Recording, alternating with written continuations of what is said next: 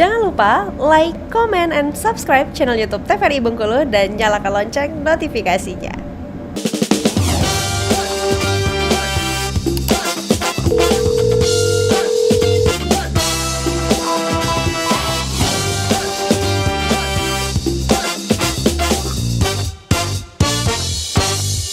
Ya pemirsa, kembali lagi di Dokter Kito bersama Kita Sehat. Nah tadi Kak Agung sudah menjelaskan ya bahwa memang sudah dilakukan tentunya vaksin ini atau pemberian imunisasi ini kepada sekolah-sekolah nih. Mungkin boleh dilanjutkan kembali nih Kak Agung mengenai.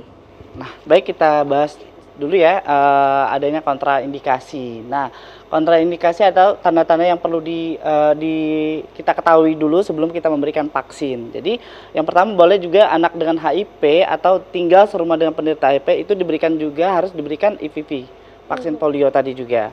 Terus selanjutnya anak menderita penyakit imunodefisiensi, contohnya pada pasien keganasan seperti tumor. Jadi harus ada tanda-tanda yang perlu kita ketahui juga. Dan juga bayi dengan berat badan lahir rendah, jadi harus ditunda dulu sampai berat badannya lebih dari 200 gram. Jadi memang ini harus perlu kita harus diketahui dulu, jangan asal diberikan vaksin saja. Dan juga ini yang terakhir, pemberian imunisasi ditunda pada anak yang menderita diare, demam sampai anak tersebut sembuh. Nah ini paling banyak kita temukan di posyandu ya dok ya. Jadi anak-anaknya pada saat datang ke posyandu demam, flu, batuk. Jadi kita langsung dari petugas kesehatan nggak langsung memberikan vaksin atau suntik atau tetes. Jadi harus dokter dulu memberikan edukasi gitu. Jadi oh anaknya penyakit diare atau demam, jangan dulu ya Bu, kita tunda bulan depan misalnya, atau boleh datang ke puskesmas minggu depan, dan boleh juga bergabung di posyandu yang memang termasuk di wilayah kerja puskesmas masing-masing. Misalnya dia posyandunya itu kemarin tidak bisa dapat imunisasi, boleh kita lempar atau kita kasih ke jadwal imunisasi posyandu yang lain gitu. Oke, akan tetapi tetap membawa buku KMS atau buku yang imunisasinya, jadi biar tahu gitu. Oke, lanjut. Nah, tempat pelayanan imunisasi, nah ini untuk yang PIN atau imunisasi yang lain, ini yang pertama memang puskesmas lah pintu utamanya ya. Jadi puskesmas pembantu, posyandu, boleh juga dilakukan di tingkat pendidikan PAUD, TK, SD, dan pos imunisasi lainnya yang memang dibawa koordinasi dari puskesmas. Oke, lanjut. Nah, komplikasi. Jadi bahwasannya kalau memang udah terjadi terkena penyakit polio, ini bisa komplikasi kena yang penyakit yang lainnya, misal kelumpuhan otot sementara atau permanen. Nah ini tidak bisa disembuhkan nih, jadi bisa kecacatan, kelainan bentuk tulang. Ini gambarnya ya. Nah ini udah dijelaskan sama dokter Elsa tadi ya, kelainan bentuk tulang, lumpuh, kecacatan, terus hingga berakibat kematian. Jadi kalau memang udah nyerang, salah satunya nyerang otot pernapasan tadi dijelaskan oleh dokter Elsa tadi, jadi bisa juga berakibat fatal hingga ke kematian ini. Jadi jangan sampai, walaupun sudah terkena penyakit polio juga tidak bisa sembuh ya. Jadi ini bisa lebih bahaya lagi, komplikasi ke sini gitu. Oke, lanjut. Nah, pencegahan polio yang pastinya udah dijelaskan juga sama dokter Elsa, saya mengulang lagi, harus diberikan vaksin polio ya, harus datang ke fasilitas pelayanan kesehatan, harus datang ke puskesmas, ke posyandu ya. Vaksin polio ini nantinya akan membantu tubuh untuk mengenal virus polio. Jadi udah kebentuk nih, sama halnya kita dulu perang sama COVID-19 ya. Jadi harus diberikan vaksin juga. Jadi harus mengenal di antibodi kita udah ada antibodi polio gitu, virus polio. Pada saat ada polio yang menyerang kita, jadi akan bisa nih karena kita udah kebentuk antibodinya, jadi bisa menolak gitu. Oke, lanjutnya juga hindari jajanan atau membeli makanan di tempat yang kurang bersih.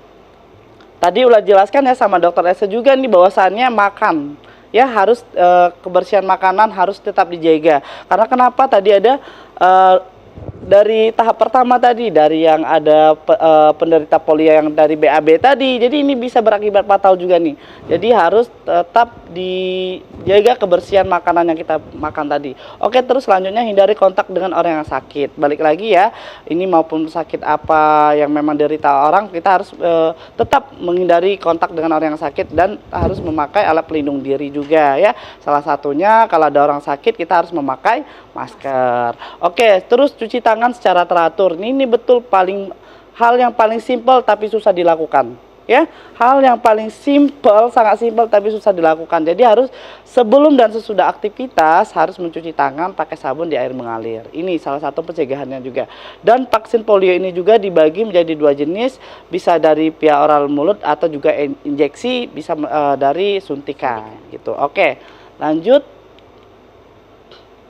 Nah, dosis pertama ini akan diberikan pada bayi baru lahir dalam bentuk tetes atau oral. Kemudian vaksin berikutnya akan diberikan ketika anak berusia 2 bulan, 3 bulan, 4 bulan. Dan juga dibarengi dengan imunisasi yang lainnya. Misalnya BSG, DPT-1, DPT-2, atau DPT-3. Dan nanti bisa mendapatkan vaksin booster di usia 18-24 bulan dan 5 tahun. Ini salah satunya contoh Mbak Apipa. Kebetulan Dokter Sela satu kantor sama dengan saya ya. Jadi kita melakukan kegiatan PIN kemarin di SD 6 Kota Bengkulu. Jadi kita ini salah satunya di TK Kampung Bali, di SD Wilayah Kerja Puskesmas Kampung Bali, di Puskesmas, dan ini di SD. Jadi sudah kita lakukan kegiatan PIN ini. Jadi oke, lanjut. Nah, untuk pengobatan polio ini yang pastinya harus ditangani oleh tenaga medis dan dokter yang memberikan resepnya ya. Jadi salah satunya pemberian obat antibiotik, terus pemberian obat pereda nyeri, karena pengobatan penyakit polio ini yang pastinya tidak bisa sembuh ya. Ingat ya, pemirsa TVRI, tidak bisa sembuh total, nggak bisa lagi balik ke seperti semula. Akan tetapi untuk mencegah terjadinya penyakit ini, bisa komplikasi penyakit lain, harus tetap melakukan pengobatan. Jadi harus ditangani oleh dokter yang memang yang berkompeten gitu ya. Ini salah satunya pemberian obat, banyak nih pemberian obat nyeri, dan bisa dilakukan juga fisioterapi untuk mengembalikan fungsi otot yang lumpuh. Akan tetapi tidak bisa balik ke fungsi otot yang semula, tapi bisa mengembalikan fungsi otot yang lumpuh, maksudnya lebih baik lagi gitu. Oke, salah satu ini pengobatannya. Mungkin selanjutnya selesai. Silakan Ya, oke. Agung bisa duduk kembali. Jadi memang ini tidak bisa disembuhkan ya Dokter Else ya, tapi mungkin bisa dibantu untuk pemulihan mungkin ya dokter. Itu seperti apa dokter? Nanti bakal diberikan terapi kepada pasien yang sudah terdeteksi bahwa polio dia ya, ini terinfeksi polio ini.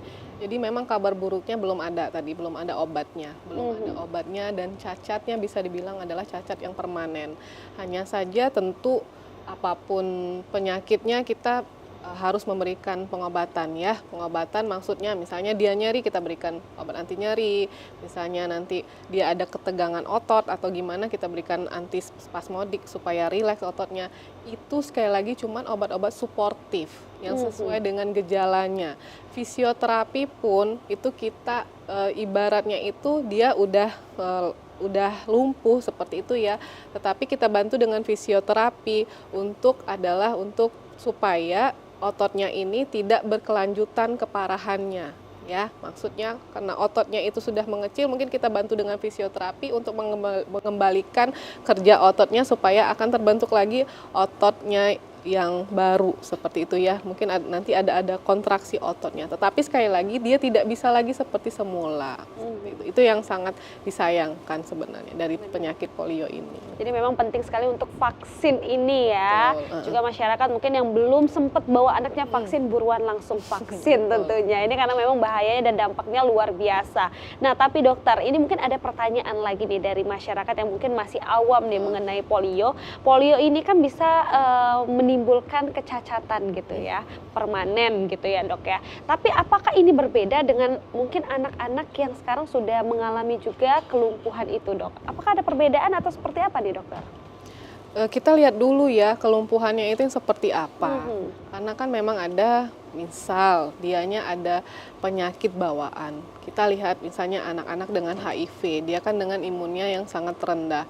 Mungkin nanti ada bawaan cacat lahir seperti itu ya. Kelumpuhannya memang di bawah saat lahir, tapi akan berbeda memang dengan yang polio ini. Biasanya kalau orang dengan anak-anak yang polio ini dia akan lahir dengan sehat, bagus semua. Nanti suatu saat waktu dia terinfeksi, barulah dia akan menimbulkan gejala yang lumpuh tadi. Dan itu sangat singkat biasanya.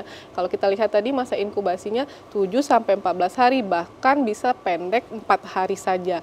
Ibaratnya tuh kalau kasus yang dulu yang baru-baru itu kita bilangnya ini cacat yang dadakan gitu. Tiba-tiba anaknya cacat aja seperti itu. Tidak ada keluhan sebelumnya, entah itu penyakit yang kronik sebelumnya atau memang ada gangguan lain saat lahir, enggak.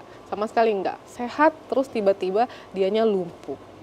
Karena virus ini yang ada setelah dia lahir ya dok. Betul, Ya, jadi memang langsung. ada perbedaan. Nah nih Kak Agung sendiri nih yang sudah melaksanakan gitu ya di Pekan Imunisasi Nasional ini, seperti apa nih mungkin respon bunda-bunda muda ini, apakah memang ada mungkin penolakan ataukah memang responnya sangat baik nih sekarang?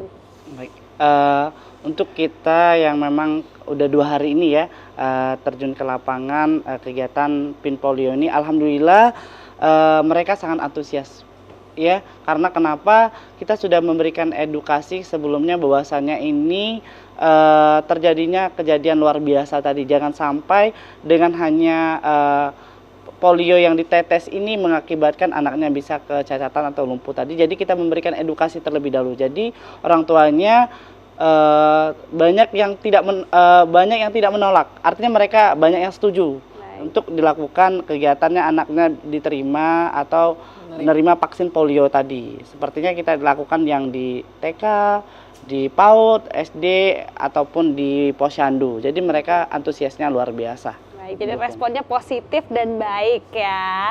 Baik pemirsa, nanti kita akan kembali lagi tentunya hanya di Dokter Kita.